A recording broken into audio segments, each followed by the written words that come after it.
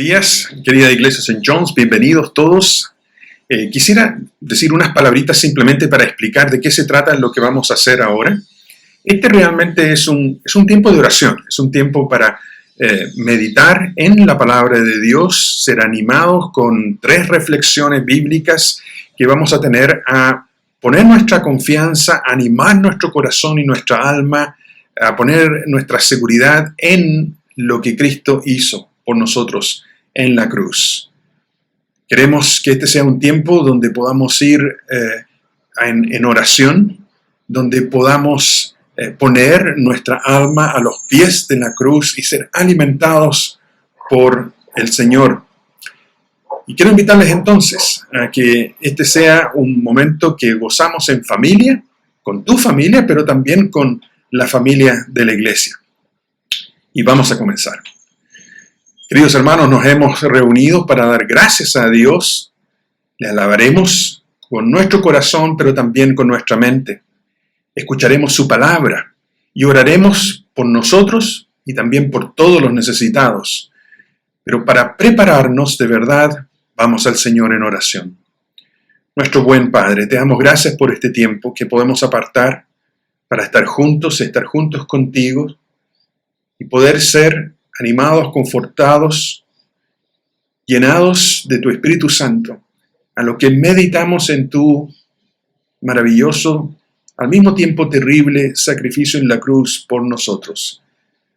Oramos, Padre, para que tú guíes nuestro corazón, nuestras mentes y nuestras almas hacia ti. Pedimos todo esto por Cristo nuestro Señor. Amén. Les invito entonces a que nos unamos al coro de nuestra iglesia para cantar este himno.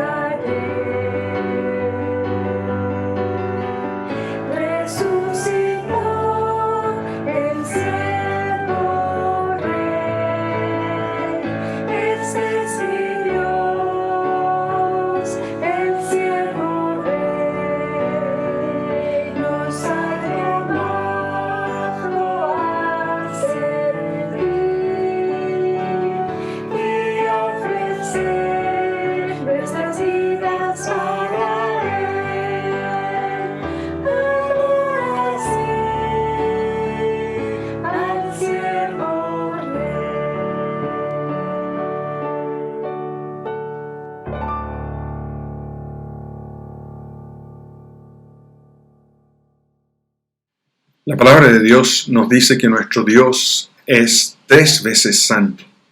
Por lo tanto, cuando su pueblo se reúne en su presencia, una de las primeras cosas que tenemos que hacer es ir a Él en arrepentimiento y fe. Y vamos a tener justamente un tiempo ahora para pedir perdón por nuestros pecados, por aquellas cosas que hemos dicho, hemos hecho, o tal vez aquellas cosas que hemos dejado de hacer. Acerquémonos al Señor con fe, en la seguridad de que Él es poderoso para perdonar nuestros pecados. Hermanos, confesemos nuestros pecados a Dios Todopoderoso, Dios misericordioso. Humildemente admitimos que necesitamos tu ayuda. Confesamos que nos hemos apartado de tu camino, que hemos errado y que hemos dejado de hacer lo que es correcto. Solo tú puedes salvarnos. Ten piedad de nosotros, borra nuestros pecados y también enséñanos a perdonar. Llénanos del fruto del Espíritu Santo para que podamos vivir como discípulos de Cristo. Pedimos esto en el nombre de nuestro Señor. Amén. Quiero invitarles a que tengamos un minuto de oración personal en el secreto de nuestro corazón, meditando en las palabras que acabamos de decir.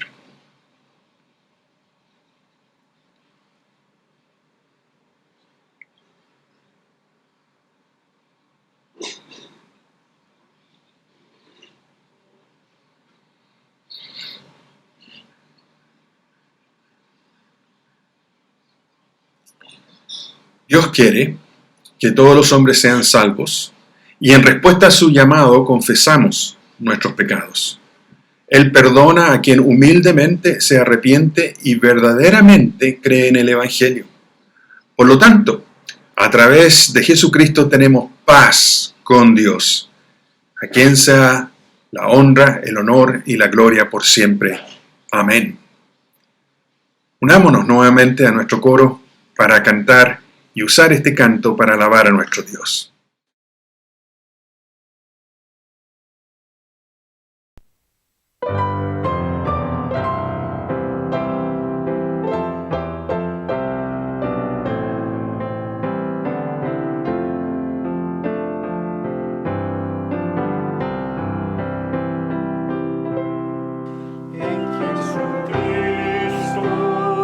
Puerto de paz, en horas de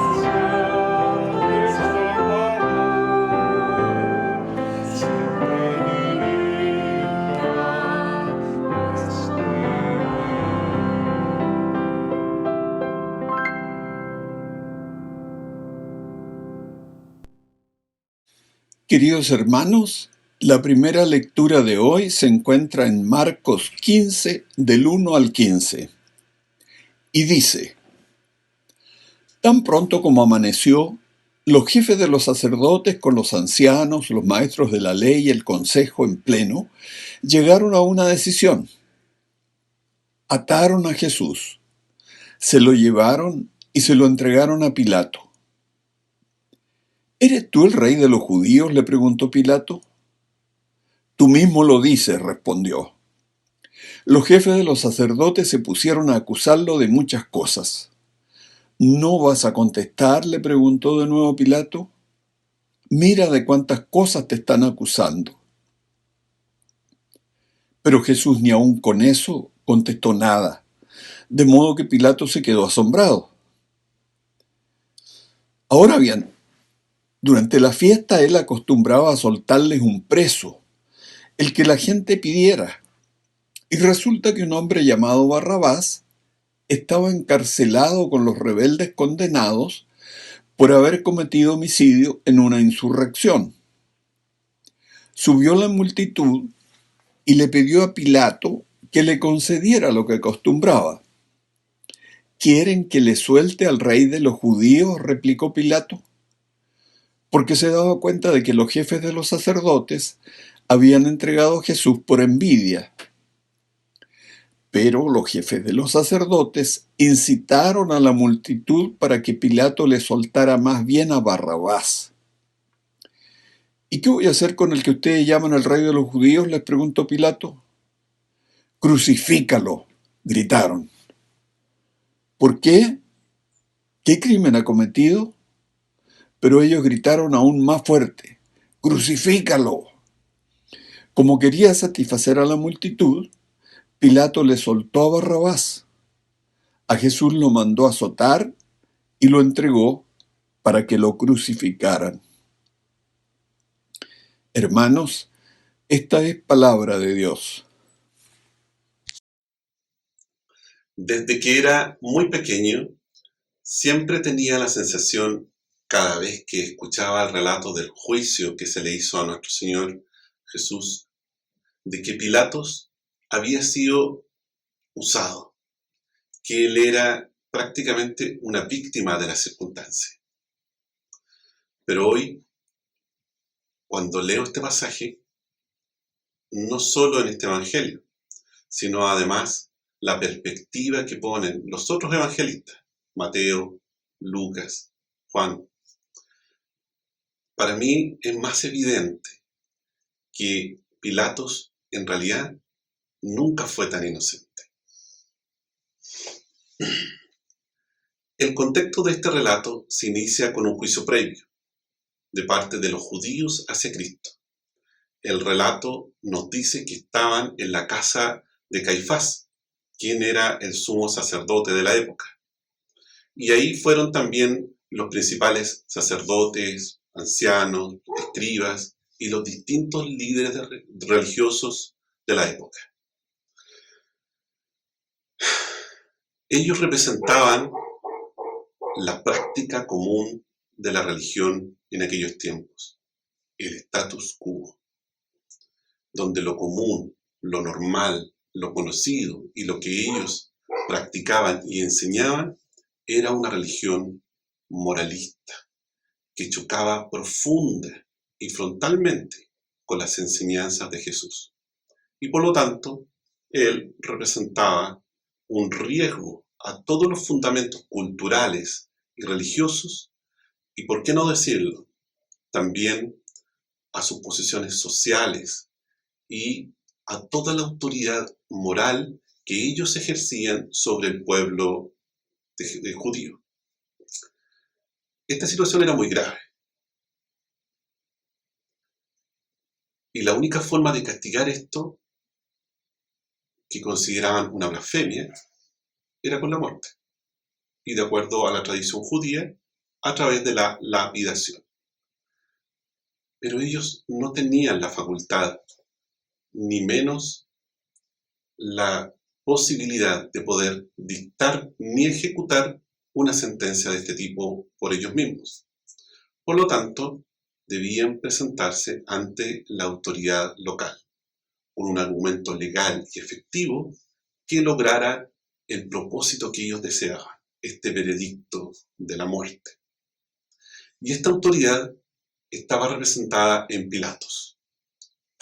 Poncio Pilatos era el gobernador de la provincia de Palestina, y él era el único con la atribución y el poder para condenar a muerte a una persona.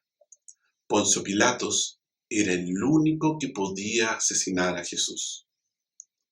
Entonces, Jesús es presentado ante Pilatos y acusado de sedición.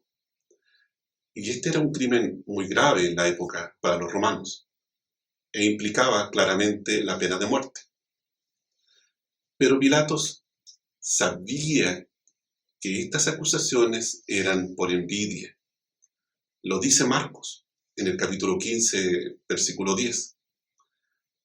Y a pesar de esto, y como nos muestra el relato, él se deja presionar por el pueblo y los líderes judíos y entrega a Jesús por Barrabás, quien no solo tenía crímenes aún más graves de los que acusaban a Jesús, sino que además él era, sin ninguna duda, culpable de todo lo que se le acusaba.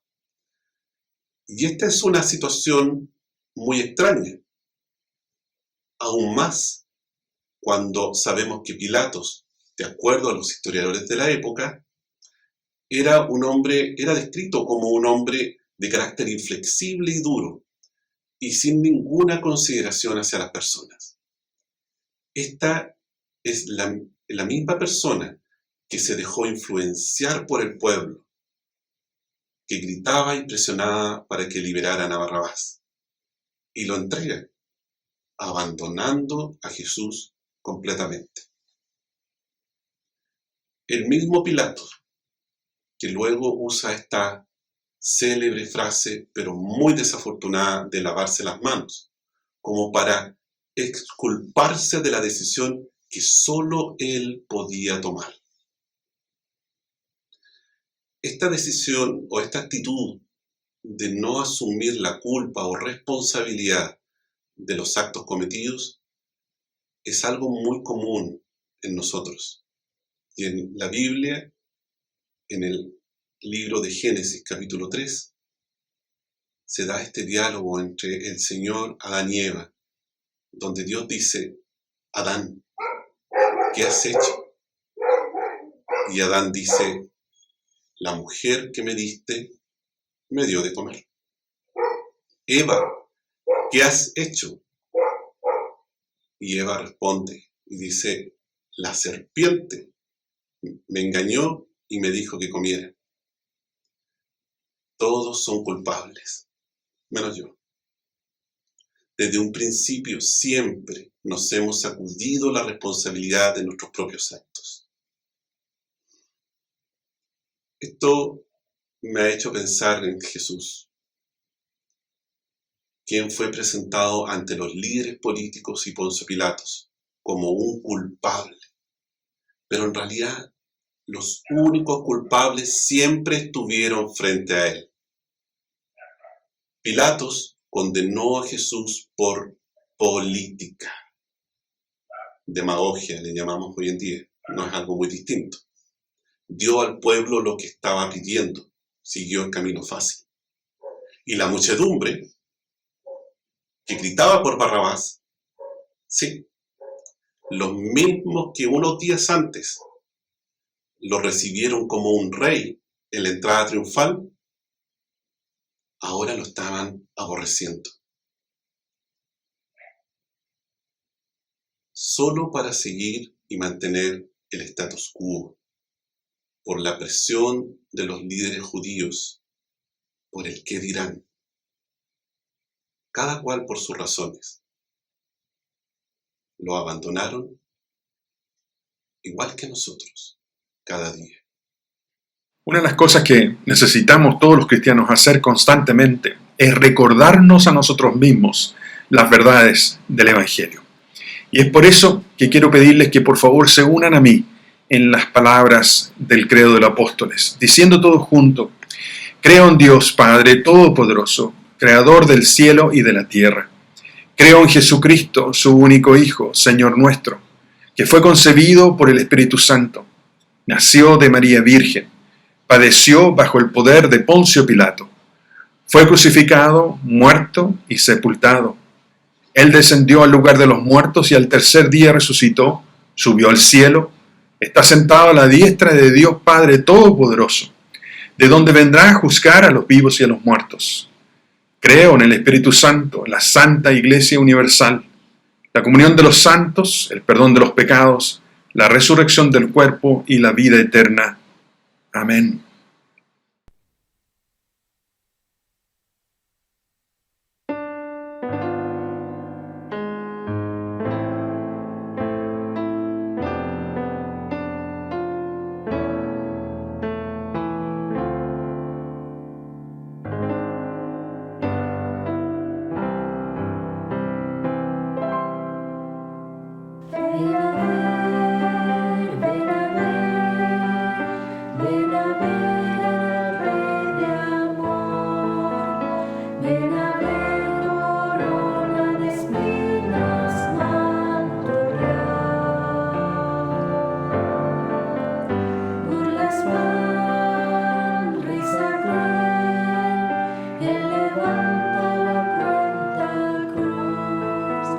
Sin amigos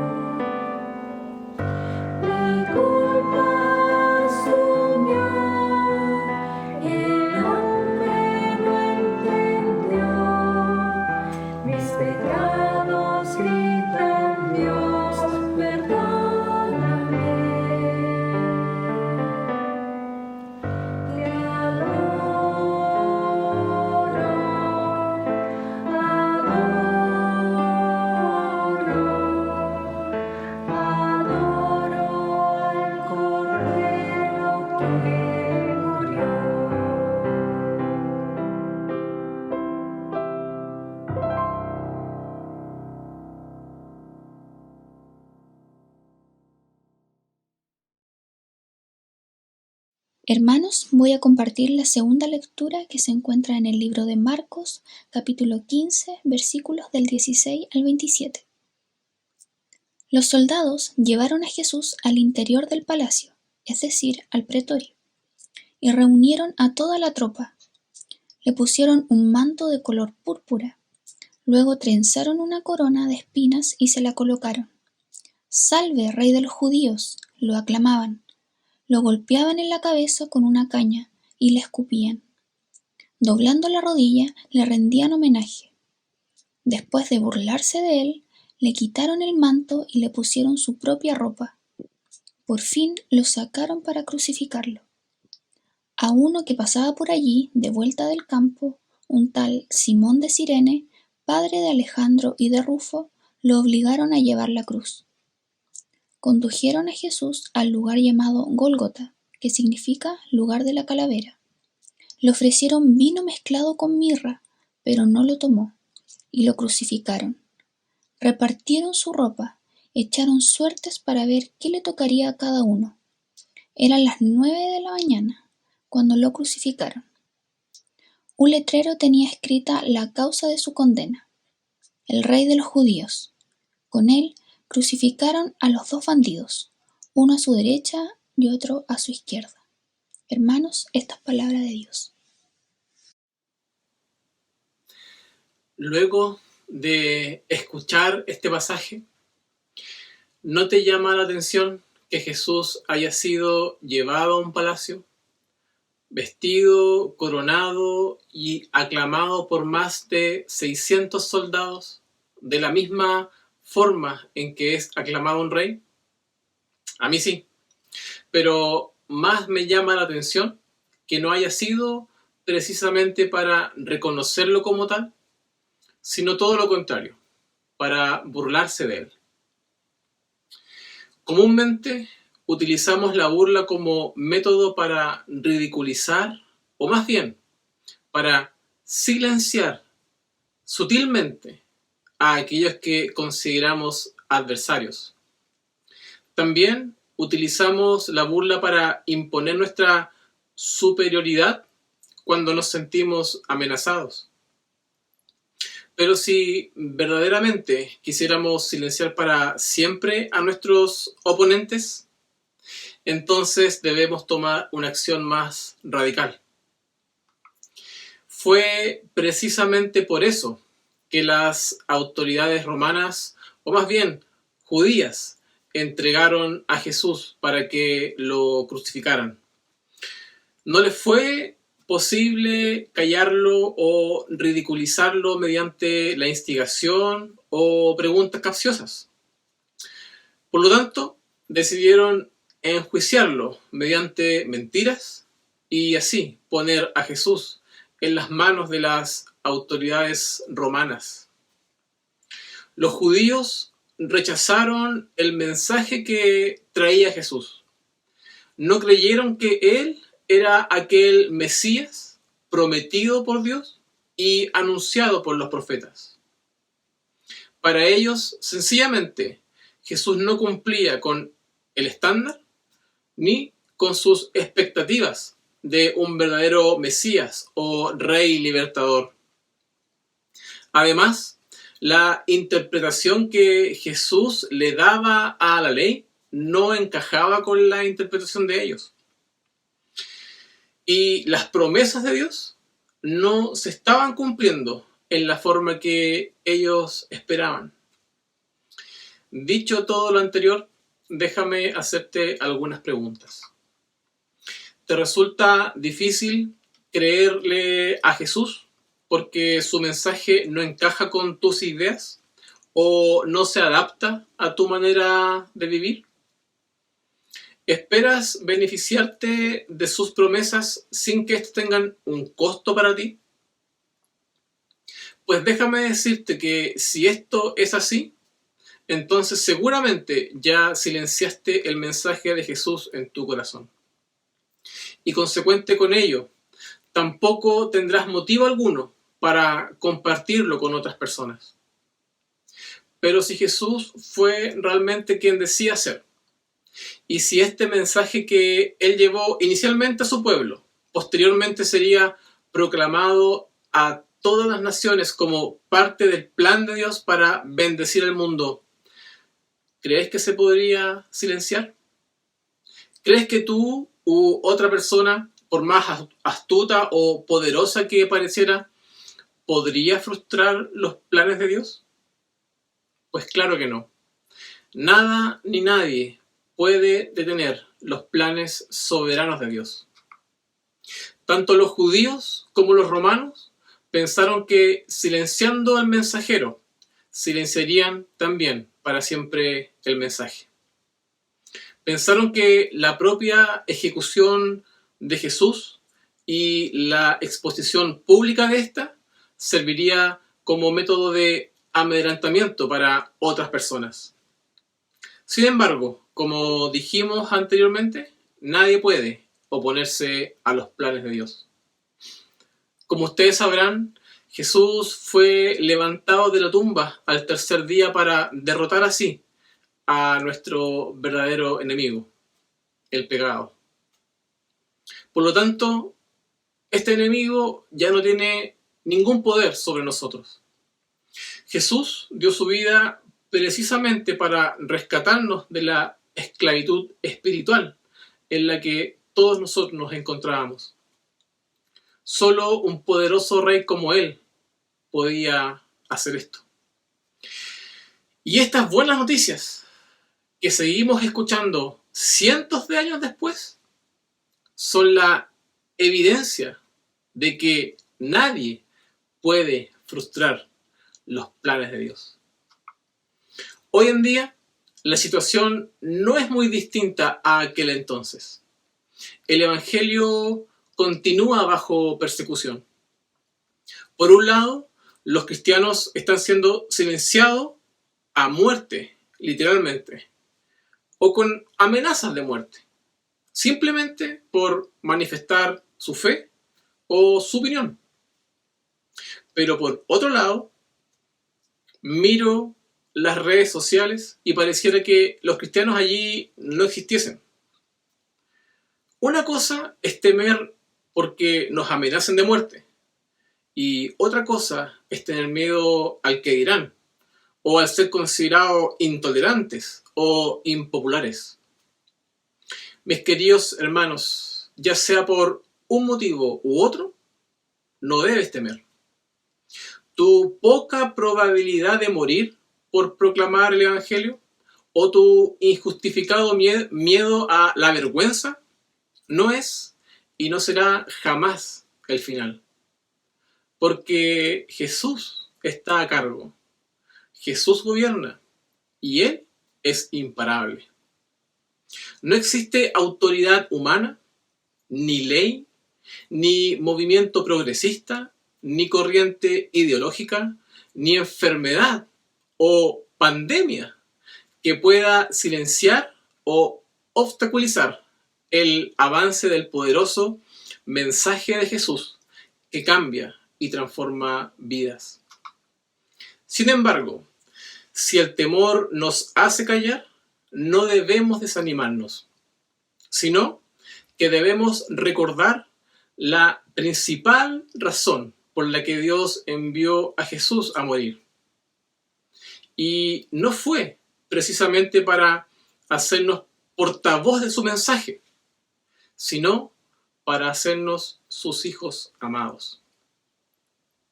Dios está más preocupado por nuestros corazones que por nuestras obligaciones. Dios está más preocupado de forjar una relación con nosotros que de beneficiarse de nosotros. Así que si hoy tienes la posibilidad de escuchar o de anunciar el Evangelio, no cierres tus oídos, no cierres tampoco tu boca. Jesús quiere hablarte y también quiere hablarle a otros. Aunque a veces pensemos lo contrario, en esta vida no hay nada más dulce ni más deseable que las palabras de Jesús. Eso es lo que el mundo verdaderamente necesita. El mundo no necesita fotos de tus hijos en Facebook en su primer día de colegio, ni las historias de tus viajes en Instagram sobre lo que comes, vistes o cuántos kilómetros lograste correr hoy. El mundo, mis queridos hermanos, necesita a Jesús. El mundo incluye a tus vecinos, incluye a tus colegas, incluye también a tus compañeros en la universidad o en el colegio, pero más especialmente, el mundo incluye a los de tu propia casa. Necesitamos decirles que Jesús murió para pagar la deuda que teníamos con Dios, que tenemos que volvernos a Él en arrepentimiento y fe. Y así, para que el amor y la misericordia de Dios en Jesús se convierta así en el tesoro y en el regalo más grande de nuestras vidas. Hermanos, oremos todos juntos en familia.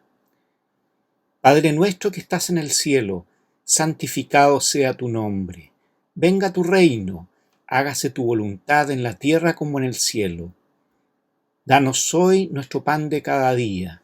Perdona nuestras ofensas, como también nosotros perdonamos a los que nos ofenden.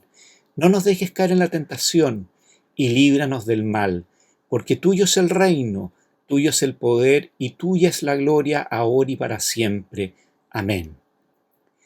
Que tu nombre sea glorificado, que tu gloria cubra la tierra. Protege a nuestra nación, y guíanos en justicia y verdad. Permite que tu camino sea conocido en la tierra y tu poder salvador entre las naciones.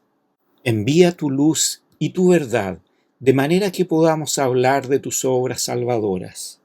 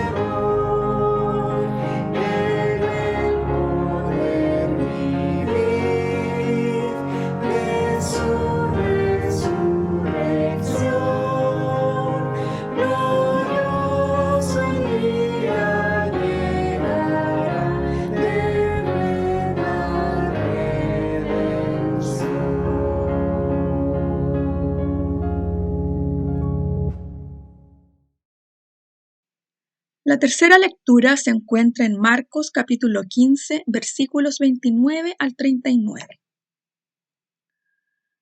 Los que paseaban meneaban la cabeza y blasfemaban contra él.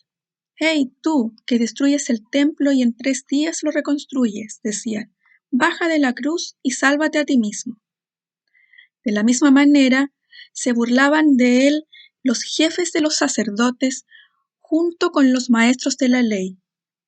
«Salvó a otros», decían, «pero no puede salvarse a sí mismo. Que baje ahora de la cruz ese Cristo, el Rey de Israel, para que veamos y creamos». También lo insultaban los que estaban crucificados con él. Desde el mediodía y hasta la media tarde quedó toda la tierra en oscuridad. A las 3 de la tarde, Jesús gritó en voz en cuello: «Eloi, Eloi, lama sabactani», que significa: Dios mío, ¿por qué me has desamparado? Cuando lo oyeron, algunos de los que estaban cerca dijeron: «Escuchen, está llamando a Elías». Un hombre corrió, empapó una esponja en vinagre, la puso en la caña y se la ofreció a Jesús para que bebiera.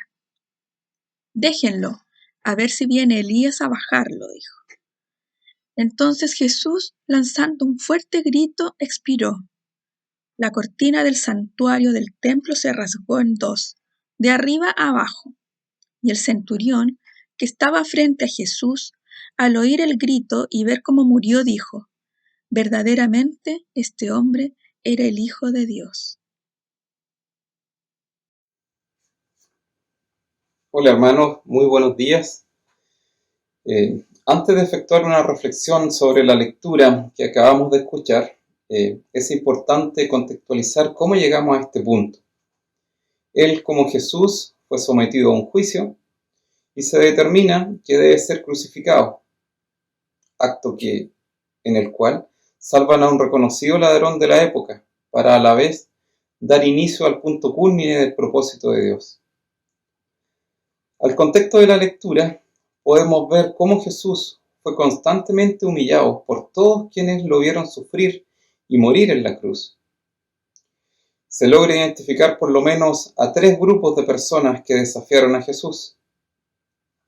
Por un lado, blasfemaban contra él quienes pasaban por el lugar de crucifixión, porque, mal entendiendo lo que estaba escrito, se mofaban de lo que Jesús había anunciado, que era que derribado el templo, lo reconstruiría en 3 días.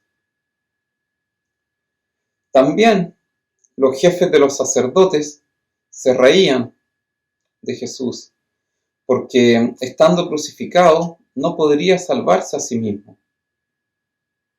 Estos lo desafiaban a que Jesús bajase de la cruz y terminara con ese sufrimiento.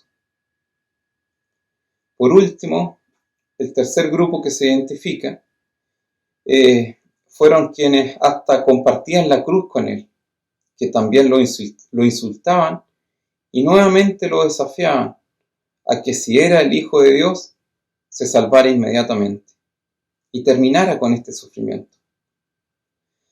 ¿Cuál tuvo que ser el dolor de Dios al estar sufriendo, de estar entregando su vida y a la vez de estar cumpliendo el propósito que su Padre le había encargado, que clamó desde dentro, ¿cierto? Dios mío, ¿por qué me has desamparado? En un grito de completa desesperación, en un acto de sufrimiento y en un acto que es tan difícil de explicar, pero con una sola certeza, que es la que él estaba haciendo, o mejor dicho, cumpliendo el propósito por el cual había sido enviado. Con esto, Jesús demuestra nuevamente toda su obediencia hacia el Padre y también demuestra amor hacia los pecadores. Esta situación nos debe hacer pensar profundamente en nuestra condición humana y en cuánto estaríamos dispuestos a entregar por quienes amamos. Veamos a nuestros más cercanos, a nuestros cónyuges, a nuestros hijos, por nuestros hermanos, o cuánto podríamos entregar solamente por aquellos con quienes compartimos la fe. Antes de que Jesús muriera, y a diferencia de la prueba que todos esperaban para comprobar si era el Hijo de Dios, el Padre envía una nueva señal, quizás distinta a la que todos esperaban. ¿Y cuál es? Que se genera una completa oscuridad a la hora en la cual el sol debiera brillar con su mayor fuerza. Una vez que esto transcurre, toda esta oscuridad y sintiéndose completamente desamparado, se cumple el propósito y Jesús entrega su vida por todos nosotros pecadores. Por otro lado, y como una nueva señal, el velo del templo es rajado, desde arriba hacia abajo, desde el cielo hacia la tierra, sin mediar ninguna intervención humana. Luego, el centurión, que producto de su trabajo tiene que haber visto morir a un sinfín de homicidas, delincuentes, ladrones y otro tipo de personas afecto a la muerte en la cruz, declara con completa seguridad: este sí era el Hijo de Dios. ¿Qué comportamiento? ¿Qué fue lo que hace que el centurión llegase a efectuar esta declaración? ¿Será que efectivamente vio un accionar distinto en Jesús? Hermanos, que todo este tremendo sacrificio que efectuó Jesús por todos nosotros nos invite y nos haga vivir como para Dios todos los días, agradeciendo y buscando la presencia del Padre en nuestras vidas. Tenemos la oportunidad de ser hijos amados por este sacrificio de la cruz. Aprovechémoslo correctamente.